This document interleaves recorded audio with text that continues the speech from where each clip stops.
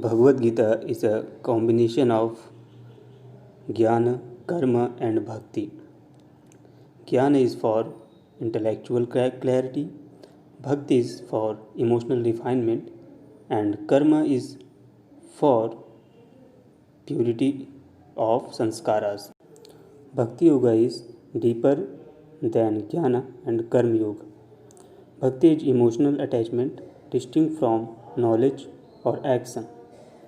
Through it, we offer our emotional possibilities to the divine. If we do not love and worship, we become shut within the prison of our own egoism. So, the bhakti is for to expand our domain of egoism. Bhakti is complement of both jnana and karma. It gives the perfection to both jnana and karma. As we know, our mental activities and the worldly phenomenon is going on due to the three gunas of the nature, that is sattva, raj, and tama.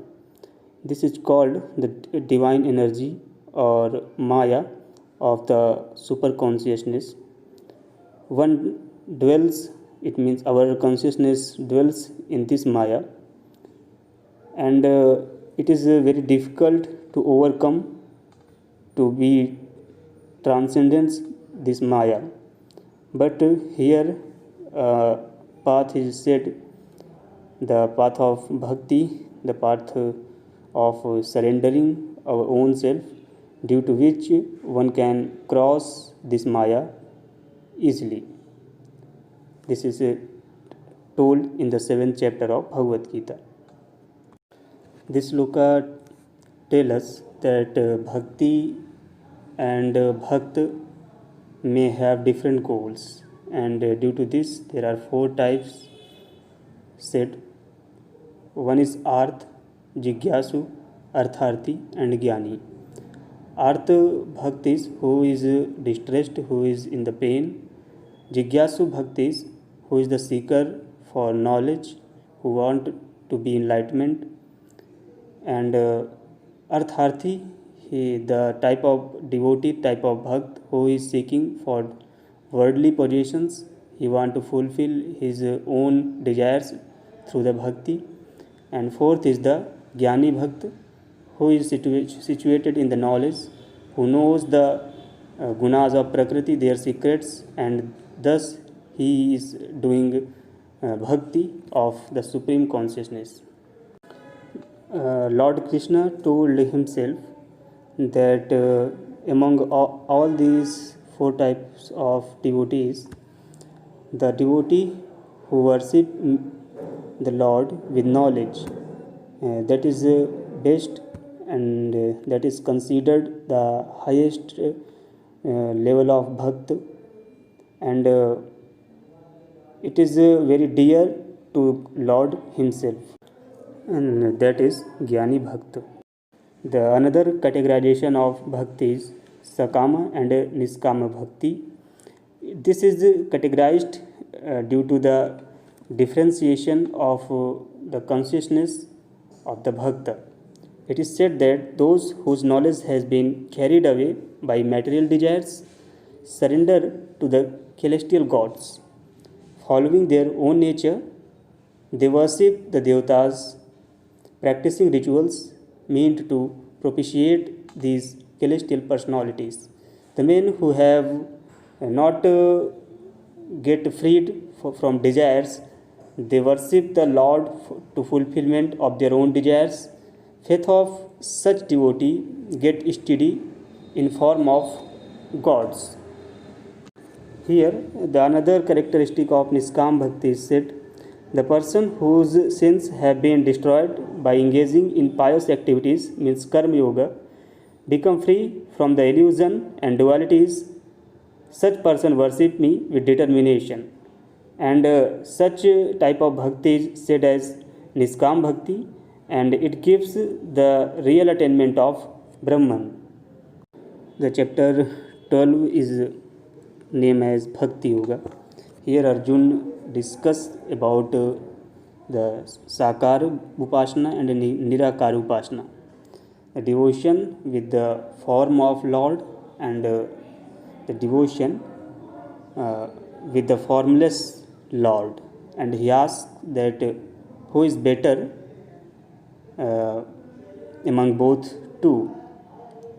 Sri Krishna said that those who fix their minds on me and worship me with a form, like with any symbol, with any idol, ever with supreme faith, I consider them as perfect in yoga.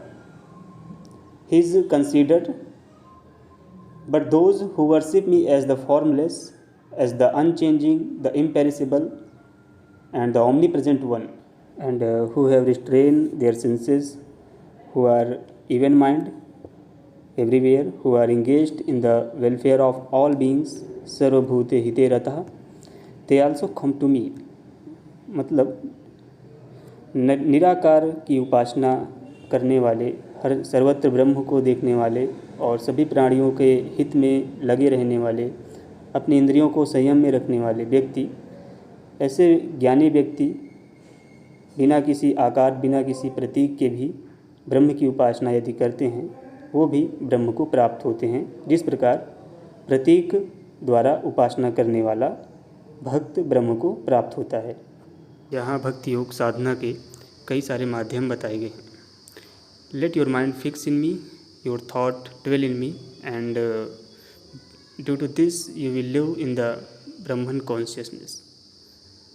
This is the first. And second is said that if you are not able to fix your mind steadily on me, if one mind is affected by Rajoguna, then O Dhananjaya, then seek to reach me by Abhyas Yoga.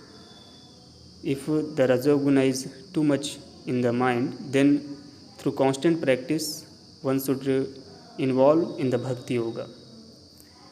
Third is, if you are unable to do constant practice, then be intent on doing all actions for my sake.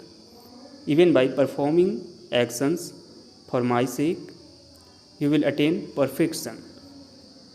अपने सभी कर्मों को ईश्वर के लिए करने की भावना रखते हुए वह कर्म पूर्णता की तरफ ले जाने वाला होता है। श्री अरविंद कहते हैं, with the hands in the divine.